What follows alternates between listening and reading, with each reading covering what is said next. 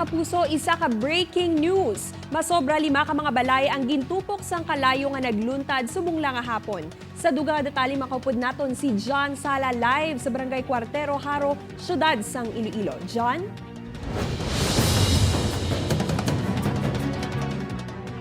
Kate, pasado alas 3:30 subong nga hapon sa nagluntad ang sunog diri sa Barangay Cuartero, Jaro. Nagtipo ng mga residente malapit sa karsada matapos makita ng madamol nga aso kag kadungan sa pag-ibwal sang kalayo. Sa inisyal nga investigasyon sang Bureau of Fire Protection, masobra 5 ka balay ang nasunog. Sunod naman sa mga pumuluyo manasig nga naglaptang kalayo bangod kalabanan sa mga balay diri ang human sa light materials kag nagailikit-ikit ang mga ini. Ginatudlo naghalin ang kalayo sa balay niya Fali Celestial. Sa subong Kate, fire out na kag 5 ang totally damaged. Padayon pang investigasyon sang BFP na tuhoy sa ginhalinan sang kalayo kag kun pila ang halit nga ginbilin sini. Sa evacuation center sa Jaro 1 Elementary School, temporaryo magatinir ang mga nasunugan. Kate, yaring interview naton sa isa sa mga nasunugan diri sa Barangay Cuartero, Jaro. Kaya pag aso, pag ano sang aso mo, pag ibwal, sunod ang kalayo dayon. So wala na mo ganina nagingagaw kami sa balay, tin pangakot ng kutob namon madala eh. Kate, samtang kaina naman sang kaagahon, Katorse ka mga balay ang nasunog sa Barangay Sambag, Jaro sa diin na pulo ang totally damaged kag 4 ang partially damaged kag may isa nga napatay bangod sa cardiac arrest. Pasado alas 3 kainas ang kagahon sa napuhag ang mga residente sa Angulo Subdivision Zone 2 Barangay Sambag, Jaro sang masunog ang kapin 14 kabalay. Sino kay Jonathan nakibot lang sila sang gulpyada nga nagkinalankaran ang mga kasilingan antes na mutikan nga pating iya balay na lakip na sa mga nasunog. Huwag kami kabalo nga sunog. Uli naman lang naman nakita nga dako ng kalayo.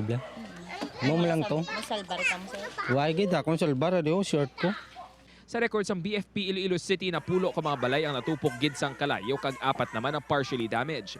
Ginatudlo naghalin ng kalayo sa balay na day Melinda Habadan kag Jesse Jimenez. Ang base sa investigador natin, ang dahilan po yung kuryente talaga. Hindi standard yung ginamit nilang wiring. Ginamit ng wiring is mga flat cord. Samtang bangod sa tuman nga kakulba na cardiac arrest ang 74 anyos nga babae nga ginkilala kay Chuchi Ventura. Gintinguan pangadalon sa ospital apang gindeklara ini nga dead on arrival.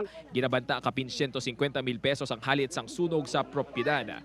Temporaryong nagsaylong mga biktima sang sunog sa simbahan sa ila barangay. Kate, nagpasalig naman sang bulig pinansyal ang city government sa mga nabiktima sang sunog, kaina sang hapon kag kaina sang kagahon. Kate? Madamo nga salamat, John Sala.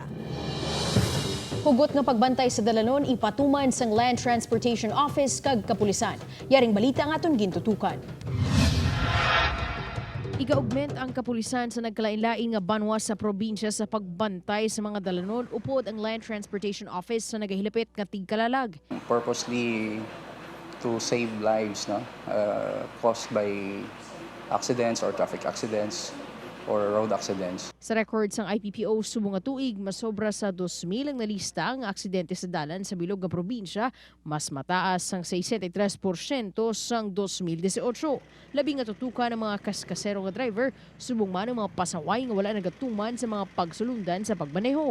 Usually happen in our AOR, considering our provincial director see this as an immediate need for us based on the reports. Magapatigay naman sang mas tempranong inspeksyon ng LTO sa mga terminal, agod hindi na maistorbo ang pagbiyahe sa mga magapauli sa ilatag sa mga banwas sa tigkalalag. Lakip sa mga tsekeron sang LTO ang mga salakyan nga nagapasakay sang sobra sa passenger capacity. Upod kay Hans Desierto, Daryl Marie Sarmiento, 1 Western Visayas.